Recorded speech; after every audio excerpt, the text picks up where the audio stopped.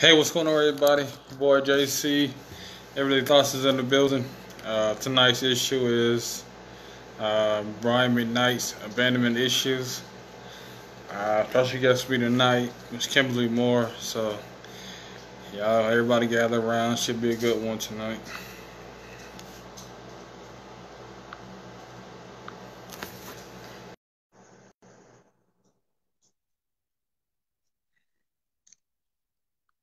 What's going on, Kimberly? What's going on, Shanisha? Hey, what's going on? Hey, how are you? Good, good. What's going on with you? Nothing much. It's a little early today, so we doing it early, early, early.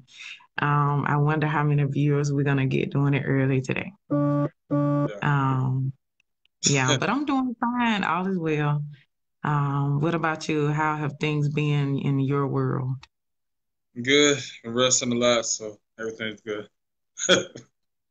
Yeah, from vacation time, Yeah, yeah, yeah. Just I had to, huh? had to step out for a second, live life. Right, absolutely. So yeah, introduce yourself to everybody, and let's get it cracking. Hello, hello, everybody. I am life coach, author, speaker, Kimberly Moore.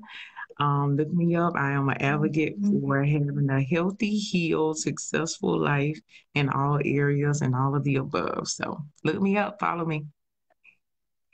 All right, so we're gonna talk about Brian McKnight, abandonment issues. You Hmm. know, you know, the children that came out publicly, basically saying they don't feel loved, they don't feel appreciated, and he basically made a response video saying he did everything for his boys, for his daughter, and they don't really feel Hmm. appreciate it. They feel entitled. So, what would you take on the video that I sent you earlier? Well, the video, hey, I can for me, I feel as though he was being honest, And of course, then he said that, hey, if it's something that you have in question, hey, you can Google all of this stuff. You can check it and you'll find out that what he's saying is true. And from what he said, when you're talking about adults, then I don't, when we're parents and the time to train your kids is when they are growing up and you're teaching them, you're being there for them, you're helping providing for them and all that stuff like that. When they become adults, there's only so much you do for your kids to say that, hey, I am providing for your kids, or, I feel as though from what he said, it just basically sounds like spoiled kids who want to continue to live off of mom and dad or whatever and live the best life without working for any of it themselves. So that's basically what I got from the video. Um, so yeah, what did you get?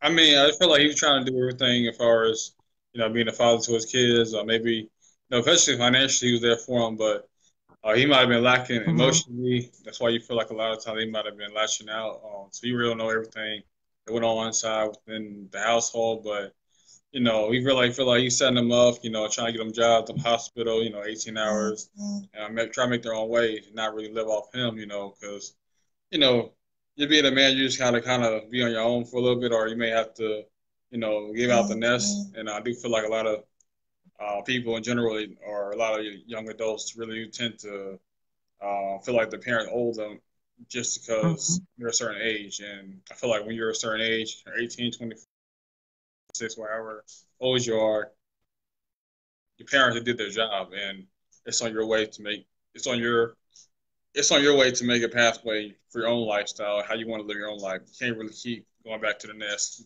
asking mom and dad to, make out your own lifestyle. It's time for you to grow up and make decisions for your own life.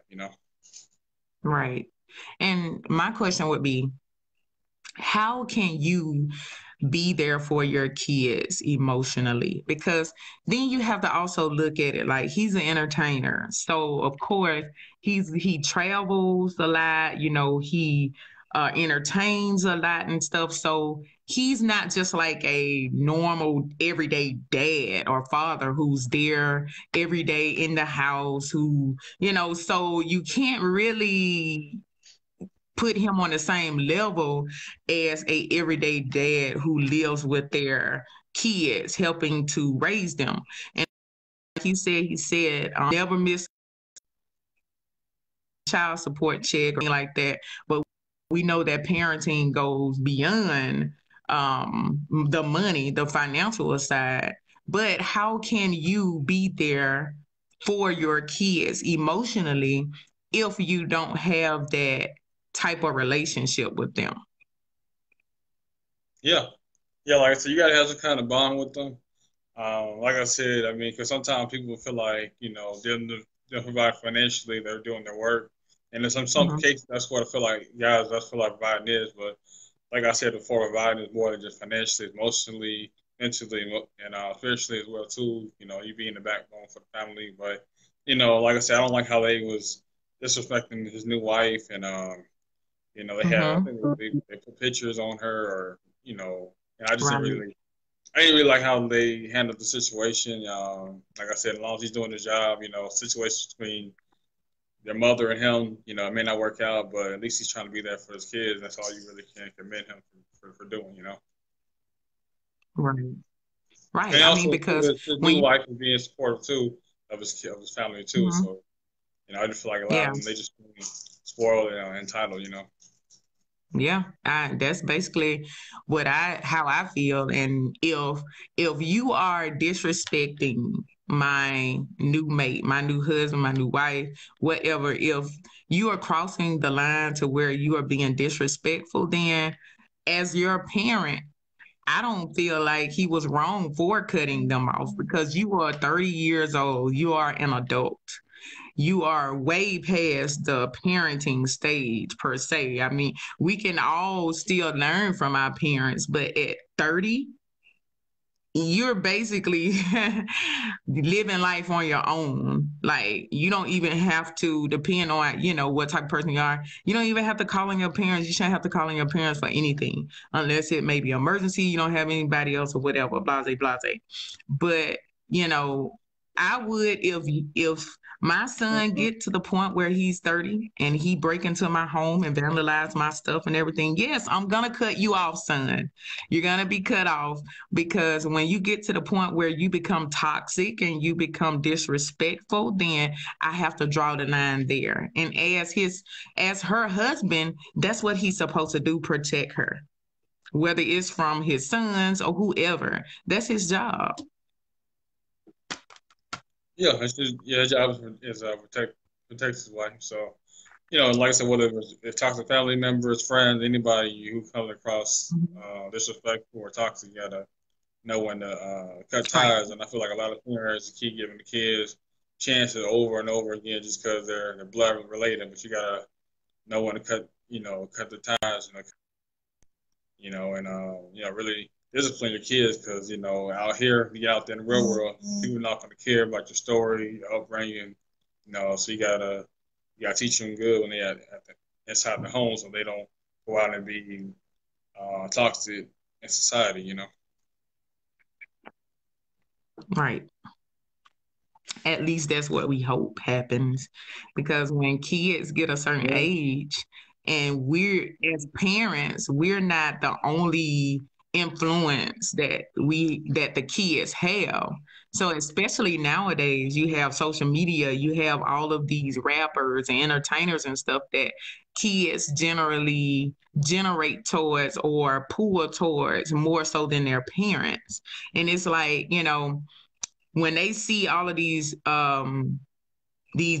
shows that's promoting toxic behavior, that's promoting, cussing and fussing and fighting and, doing all this crazy stuff. And they think in their mind, hey, this is in, this is new, this is the thing. But no, they act like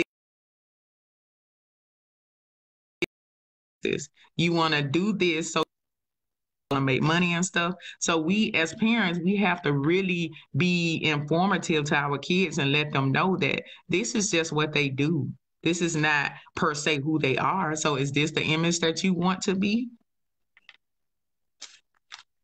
Yeah, it's something you gotta ask yourself. And then the sad that you know, as kids, you gotta go on social media and put your family on blast. I mean, I feel like that should be kind Mm-hmm. of, kept secret, kept in the house. But nowadays, there's just too Right. many outlets. Stuff's getting leaked out, so you just have to Mm-hmm. be more mindful, be more cautious of whatever you put out there, because it makes your whole family look bad. You embarrassing him, his wife. It's like, well, the spotlight's on Right. you right now. So it's like, Right. gotta be cautious of that too.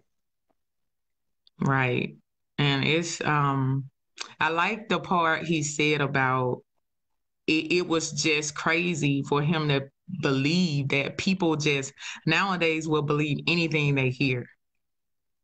And which I'm assuming that's the reason why he felt like he had to do the video because he wanted everybody to hear his side to get an understanding of what really is going on. So, and it is like that. Like nowadays, people will tell a lie on you. I mean, something that is just you've never even thought about doing. And you have that group of people that will believe exactly what that person says. And it's like, wow.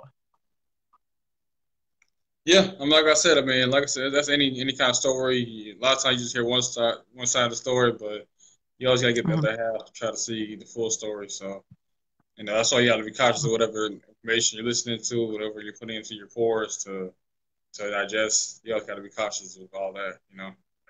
Yeah, exactly. And then also too, like I said, as a kid, like I said, you're 30, you're 17, 27, like y'all, I see y'all of age. It's not, I'm not a little kid, Mhm. and like I said, Right. yeah, they threatening him. I wish, I'll make more when he's dead. I'm like, you don't say that to a Right. parent. You always show respect for your elders, your parents, anybody who took care of you, sacrificed and the roof over your head and feed you. You gotta pay homage to them. Right. So at that point, when I cut you out of my will, then what are you going to get? Yeah, that's true. I mean, because if I die, then you think that I'm going to be worth more, which is the comment that he made. He'll be worth more dead than he is alive, but not if I cut you out of my will, I won't be. Yeah. So like I said, you really don't know what the real scoop is. Like I said, but Right. it just kind of messed up. A lot of times you'll hear that side, you'll take it, and the media they'll take it, and then never know what his side is. So I always feel like it's always good to hear both sides of the Right. story. And then also too, Hmm. like, let's say you got like an absent mom or absent dad growing up. It's always good to reach out to that person, see what's up. Why was you not there? Like to get their point of view of why they wasn't there. So always hearing from the opposite parent. Right. Then you Yeah. can I mean, it goes. Oh, go ahead. no, I was just saying that way you can get the full analyst from their point of view to try to see this person you want to be with down the road, or you just need to cut the brakes right there. Because it's easy to hear one side, well, your daddy ain't nothing, your mama ain't nothing, but until you Hmm. go out there and find that person and see what their point of view is what happened then. You're just kind of you're hearing things. You don't really know the full story. Right. Because there is, like they say, there's three sides to every story. His side, her side, and the truth. So, you know, hey, nobody and sometimes some things you won't ever find out when it comes to a story. So Yeah, unless you was there and you was a yeah, part of it. And then even if you was there and you was a part of it, everybody, you would be like surprised if you have three people in the room and something happens. I'm willing to bet you that each one of those people will have a different story. They may be similar, but they probably still gonna be different because everybody gonna tell the story different. yeah. Because it all comes out to everybody's point of view where Right. they see that. Right. You got anything else to add? No, I think it's pretty much kind of cut and dry for me. So I ain't really got much to say on it.